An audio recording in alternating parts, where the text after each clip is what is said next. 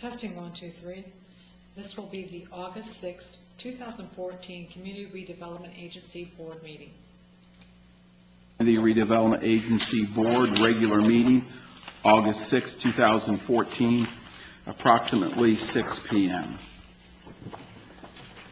Will you please join me in a moment of silence in the pledge?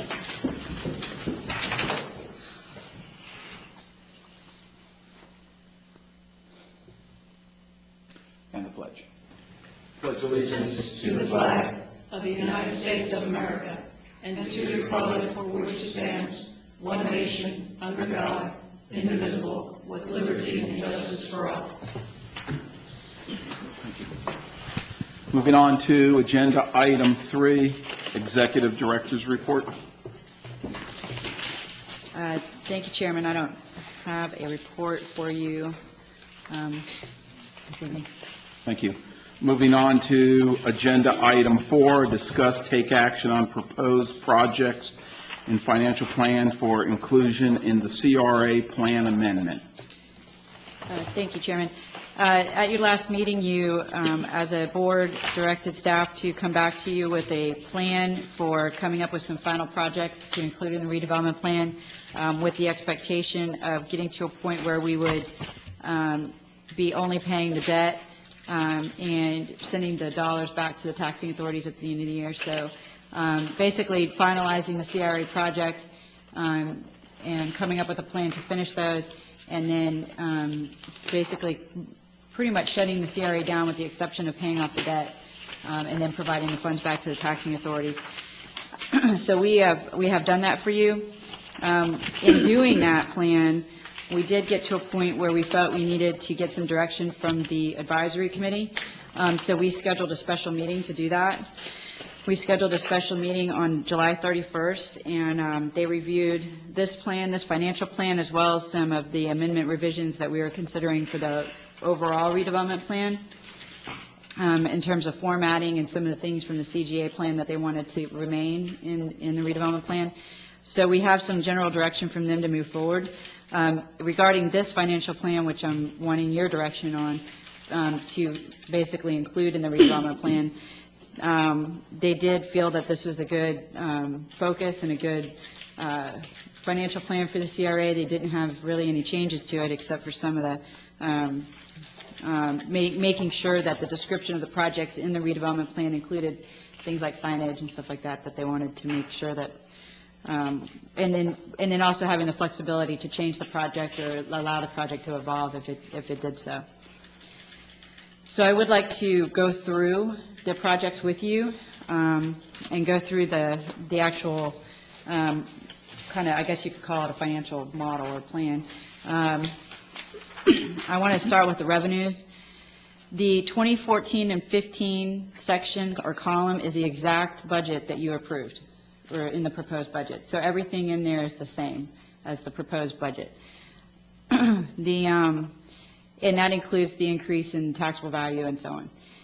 For 15-16, we left the same incremental increase in revenues, and then we went on from 16-17 and down. We started decreasing that increase in revenues, percentage increase, to make it a little bit more conservative, because right now the increase in CRA revenues are pretty high. It was a 15.5% increase this past year. The citywide was 6.5%. So we didn't want to keep that level of projection. So we were a little bit more conservative on our revenues and went down from an 8% to a 6% and kind of tapered it down the years. When we add this to the plan, all of those assumptions will be listed out. So you'll see, so people will understand how we got to those numbers. We, of course, we have the transfer payment from the city general fund with the payback agreement.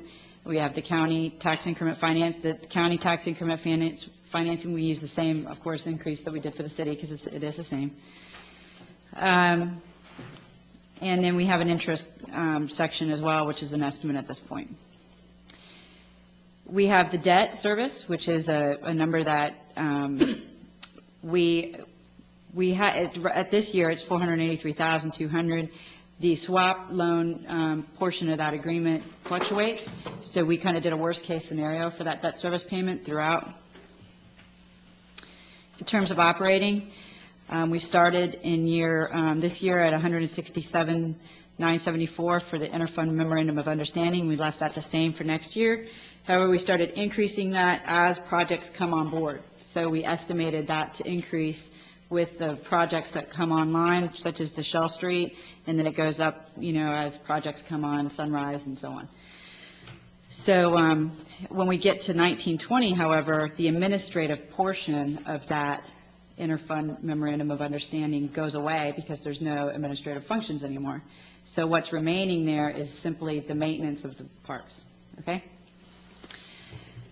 And then we, of course, have the same operating expenses, and those would drop off as well, except for the operating expenses line item in 1920 would remain, and that would be for materials, for the maintenance materials, okay?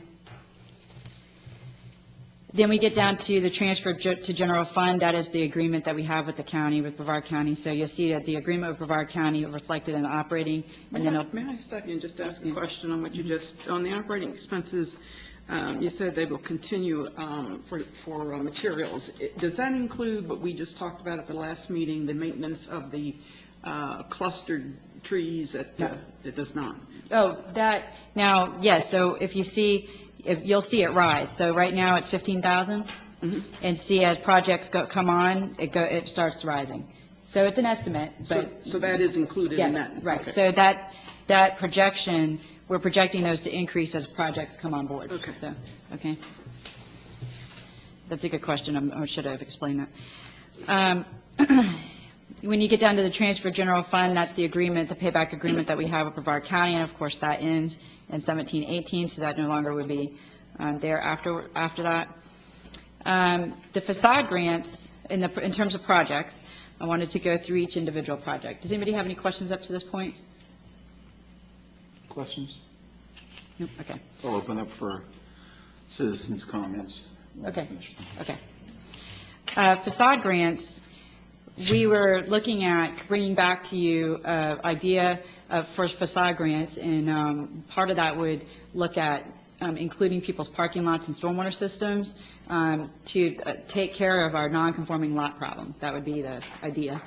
And also talk about access management along A1A. So people who want to reconfigure the parking lots and redevelop, come up to current standards of stormwater, current lot standards, things like that, and then decrease their accesses, property accesses on A1A, those would be some of the eligible requirements, of receiving the grant.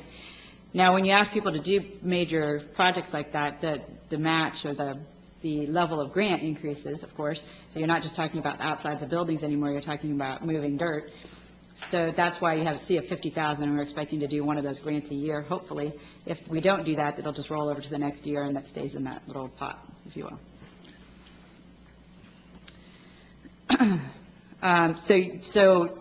That would be, you're looking at a funding source here, but of course you would be approving the application, all the requirements for that when that comes to you, okay? And then, and to set that stage, you'll be approving the redevelopment plan, which would authorize those type of grants. The Pelican Beach Park improvements, those are adding playground equipment, things like that needed to be added to the park, so you already know that. We've already included that into our budget this year. Pelican Beach House reconstruction. The Pelican Beach House is, as you know, a trailer. We have a lot of maintenance problems with that. It is just a trailer. It's like a manufactured soft grade. Are you talking about the clubhouse? Yes, ma'am. Mm-hmm. Okay. So, for example, the floor, because it's, the floors kind of move a little bit, we have a lot of problems with flooring. The AC goes out quite a bit, so we have a lot of maintenance issues. It's also, that property also has a lot of potential because we have a big property there. So we were thinking a good project would be to redo that whole property and basically like tear it down and build a new building and expand the building and add amenities like kitchens, things like that would be attractive for rentals. And we have a lot of rentals right now. Right now, we have it rented out for pretty much the next 7 months. So it's a very attractive place for people at weddings and things like that, and if we improved it and enlarged it, it would be even better. The other part of that property, the problem with that property is the sound inside. Makes it difficult when there's a lot of people in there for you to hear, and you can't really have music very easily. So those are some of the things that we could, take care of with rebuilding a building. At this point, too, we also have our coastal resiliency project going on, and at that point, at the time this is budgeted, we should have a good idea of some of the strategies we can employ, and if we have any strategies in the city that we're looking at towards, any changes in building standards or anything like that, we could use this property or reconstruction as kind of like a showcase of how that can be done. So that's an exciting component of what that Pelican Beach House reconstruction could do.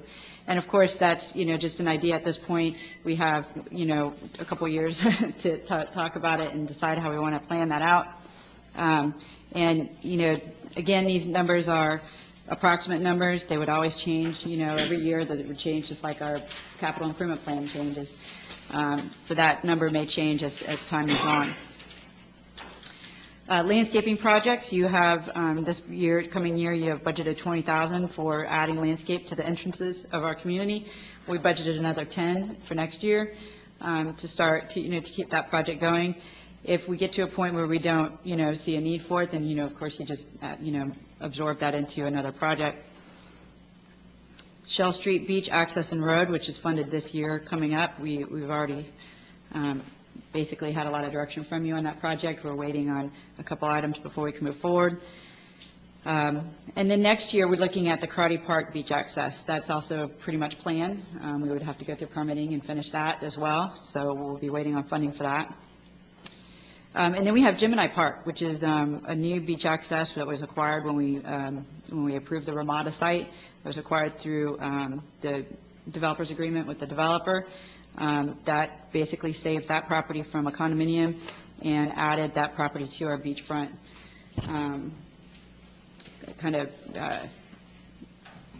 list of properties that we own.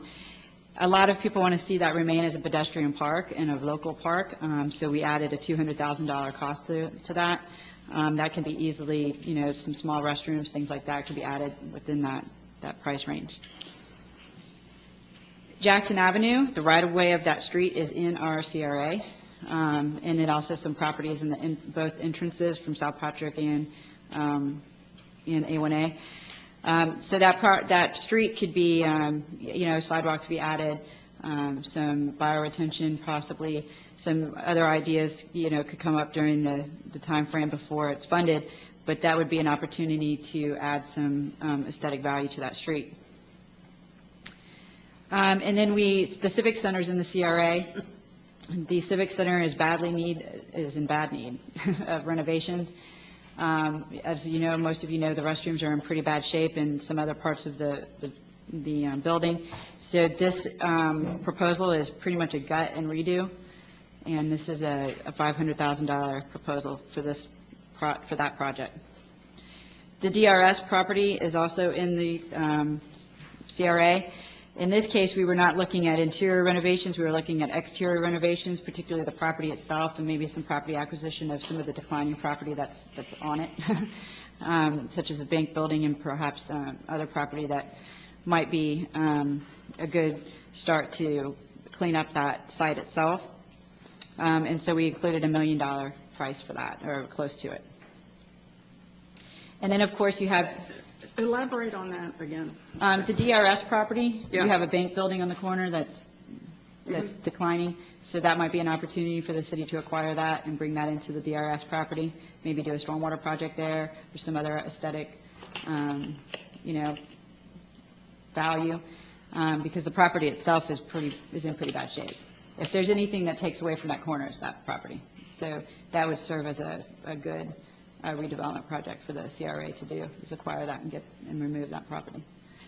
So you're not talking about any renovations for the community center itself? Yeah, you could, if we were to do that, we would look at the outside. I'm not sure you could do the inside and meet the standards of the act with the interior of that building.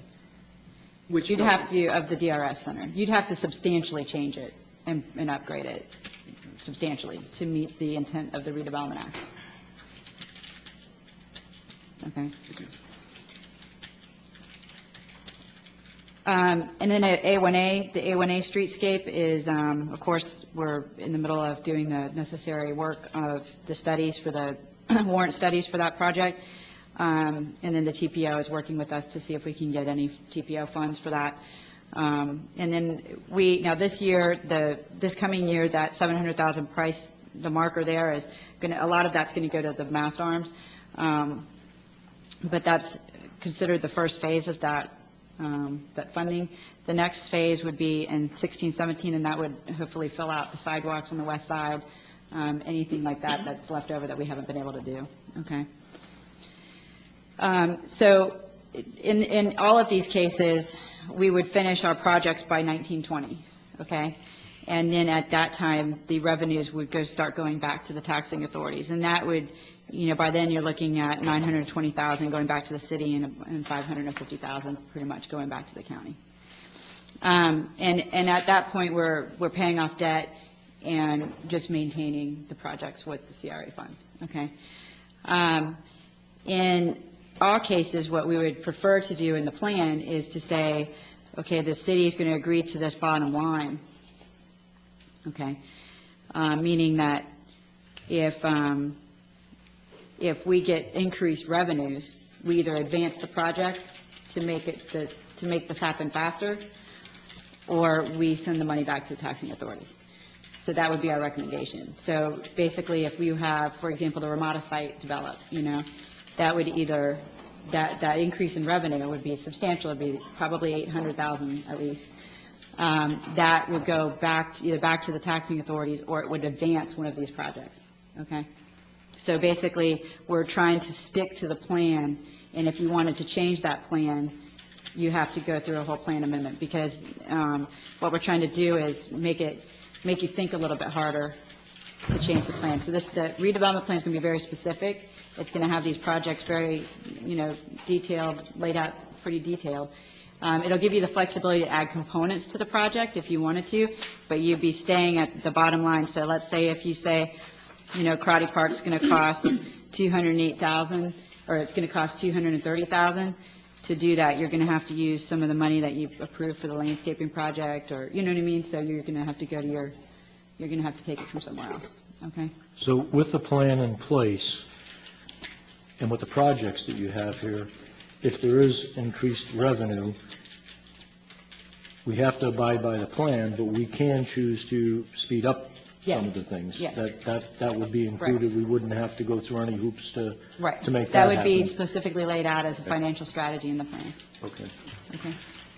On the Mark Realty building, or what we listed here as Pelican Beach, could you check with Kurt, what's the income per year there? I couldn't tell you on the top of my head, but I I can mean, go back. we just. Yes. I It's mean, quite a bit, though. Yeah, You that gotta place is rented a ton.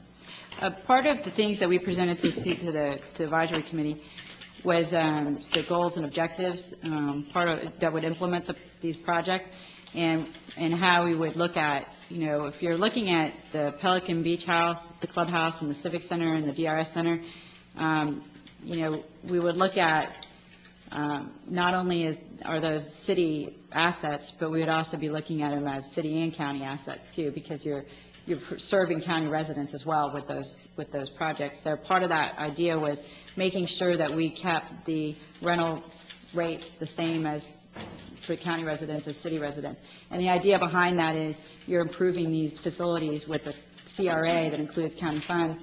So we need to keep that in mind when we're looking at, those projects and how they serve the county and the city.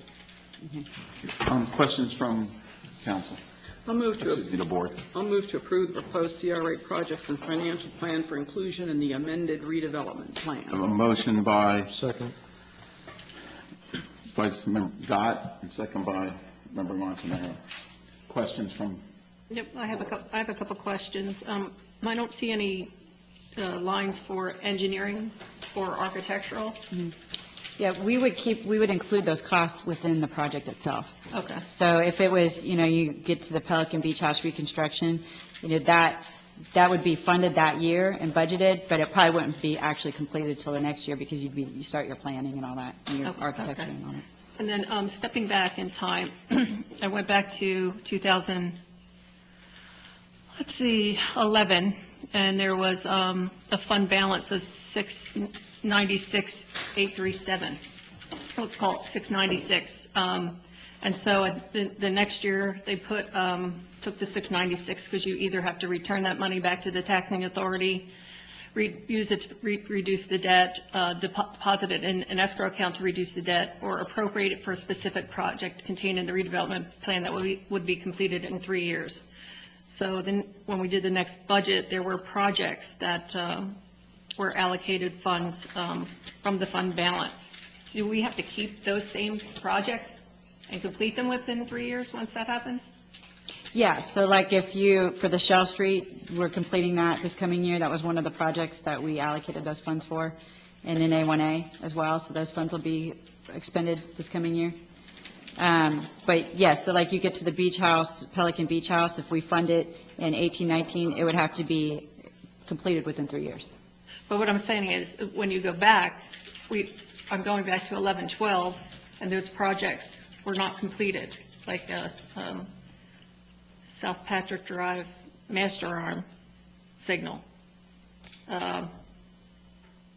That was actually not a project, that was actually a donation of funds from a developer, and those funds have been added to this line item of $703,852. Okay, and then it says one beach access improvement, and now we're going in 11, 12, 12, 13, 14, 15. That hasn't been done yet. Once you allocate it to a project, it has to stay in that project, correct? No, you can reallocate it as many times you want. But how do you control the 3 years? Well, before you had funds in, like an 11-12 beach access pot, and then another beach access pot. We allocated those funds to very specific projects, like Shell Street and A1A. So we reallocated them,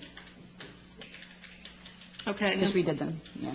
And then in 12, 13, with those unfunded balances, there were 87,000 to pay down the sinking fund for the debt, and that came out. But once it's allocated, what you're saying is once it's allocated, it can be removed? Mm-hmm. Now, if you remove it and just call it the same project, a different name, that would be a problem. But if you remove it and put it into a more specific, line item, or you remove it and reallocate it to something totally different, then that's fine.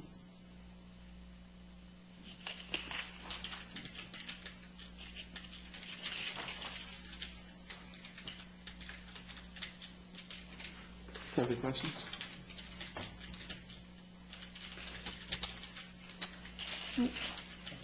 Any further questions?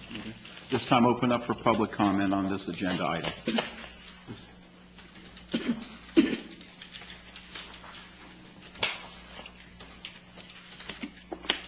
Joanne Regan, resident.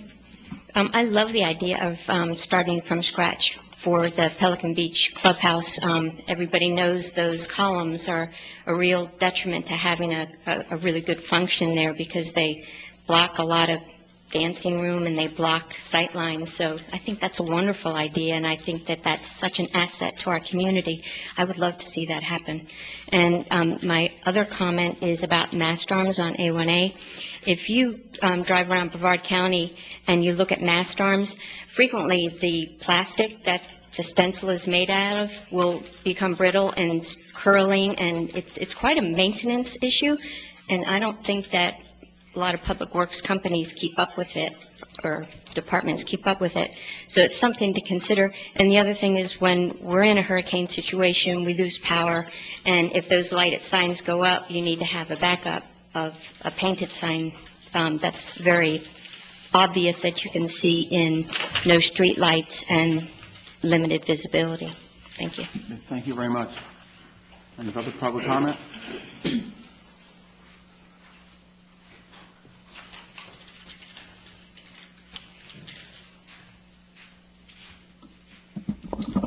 Ron Jagutis, resident of Satellite Beach, resident in the CRA. Good evening, board, staff.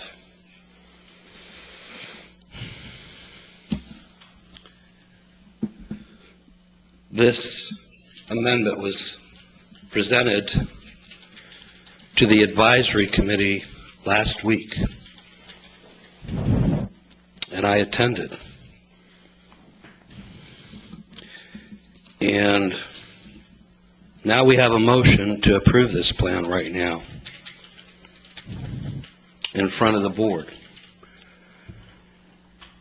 When consultants were hired here to draft up a new plan that needed revisions, updating, and so forth, I think it took well over a year and a half,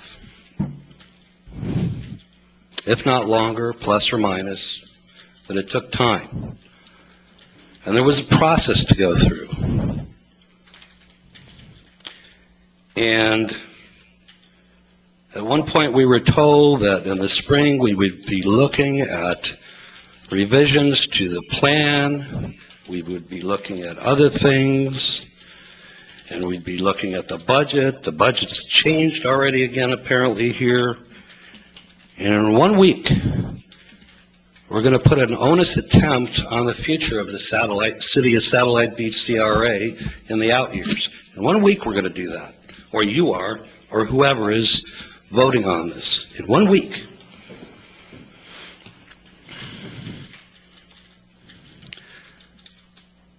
I have talked to neighbors, and they are appalled that this is being pushed through like this. They're appalled.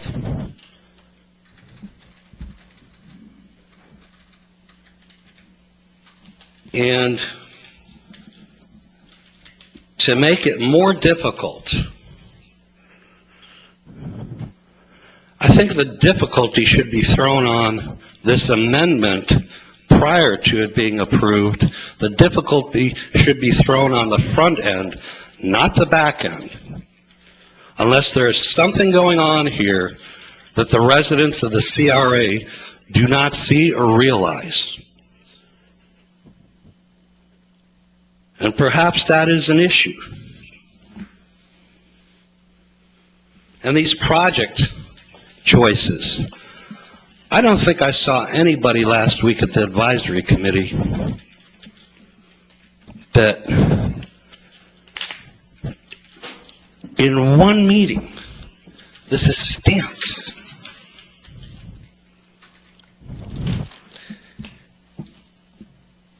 If that's the new world order of business here in this city, then I'm going to ask one more question here. Where is my COs? Where is everyone's COs? Thank you. Thank you. Any further public comment? Hearing none, bring it back to the board. Any further board comments? Hearing none. Lenore? Geraldine? Yes. Dominic Montanaro? Yes. Lorraine Dodd? Yes. Chairman Catino? Yes. Motion passes. Thank you, Courtney, for the work. Moving on to agenda item 5, board member comments. Any comments from board members? Hearing none, moving on to agenda item 6, adoption of minutes for July 10th, 2014. Do I have a motion? Move to adopt as submitted. I have a motion, okay, Board Member Gott, second by, or Vice Chair Gott, excuse me, and second by Board Member Montanaro. Any further discussion on that? Hearing none. Lenore? Geraldine? Yes. Dominic Montanaro? Yes. Lorraine Dodd? Yes. Chairman Catino? Yes, motion passes. Any further business before this board? Hearing none. Means adjourned. We're adjourned till 6:50 for a workshop. Thank you.